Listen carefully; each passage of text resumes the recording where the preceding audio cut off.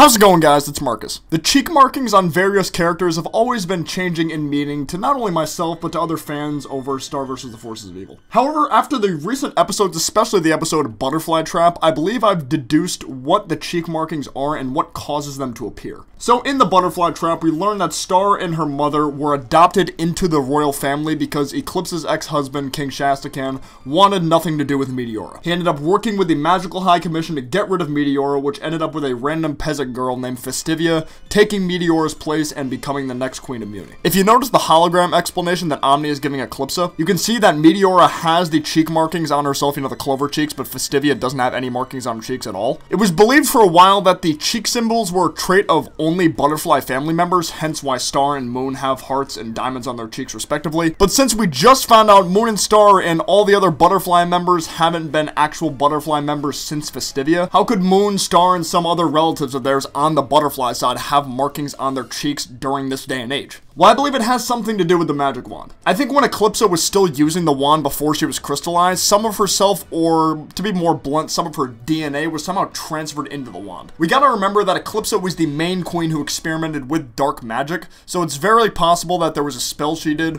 where she was able to have some of her DNA in the wand, so anyone who used the wand after her would end up having Butterfly DNA within them. As for why Eclipsa would do this, maybe just as a backup plan, or for her husband's use, her monster husband I mean. If this was the case with Eclipsa, then she was doing these experiments before she knew she would be crystallized, because if this was when she found out she'd be crystallized, she probably assumed that Meteora would just become the next inheritor of the wand, but that didn't end up being the case, obviously. So after Festivia received the wand after being adopted into the family, she got the curved diamonds on her cheeks. This doesn't really have much to do with what I'm saying, but I just feel like pointing out that Festivia and Moon's diamond markings are different. Moon's are more pointed diamonds, whereas Festivia's have curves, almost like a half star, half diamond. After Festivia got her markings, she was able to pass down the trait to the other generations of adopted butterflies, while the wand continued to have the dark power where anyone who uses it can have butterfly DNA and or powers. Now, I should have made this clear earlier, but there have been other characters that have used the wand besides butterfly family members like Ludo, Marco, and Lobster Claws. Ludo technically used a half of the wand for a while and never got markings on his cheeks, as well as his old henchman Lobster Claws, like I said.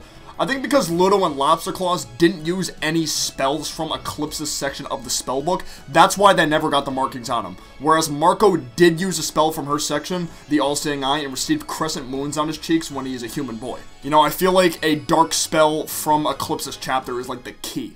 Now, I know there's been many theories about Marco actually being a human boy, and I feel like there's just a lot of evidence that goes against that. You know, for example, that mini montage in Season 1 of Marco growing up, constantly looking at Jackie Lynn Thomas, as well as his parents having zero knowledge about Muni whatsoever until Star came along. Also, I've been calling the DNA transfer process a quote-unquote spell. It's kind of a spell inside of a spell, if that makes any sense. You know, someone uses a spell from Eclipse's chapter of the book, which in turn activates the transfer of the Butterfly family powers. So this could maybe mean Marco could have part human children even if he and Star never got together, but it's probably unlikely. This whole thing started with Festivia, and Festivia probably had the biggest transfer of all since the previous user of the wand was Eclipsa herself, so handing down the cheek marking trait to the other members of the family became that much easier. Marco's case, like I said, it could be difficult since he used the wand one time to locate Star. And lastly, as for Meteora, it's a pretty obvious answer. You know, she's Eclipse's flesh and blood daughter, so the cheek markings were passed on to her without Meteora ever using the wand once in her life. But I think that's going to be it for this video, though. Thank you guys so much for watching. Please be sure to leave a like down below if you enjoyed, and if you're new to the channel, subscribe. And I will see you guys next time. Peace out, take care, bye-bye.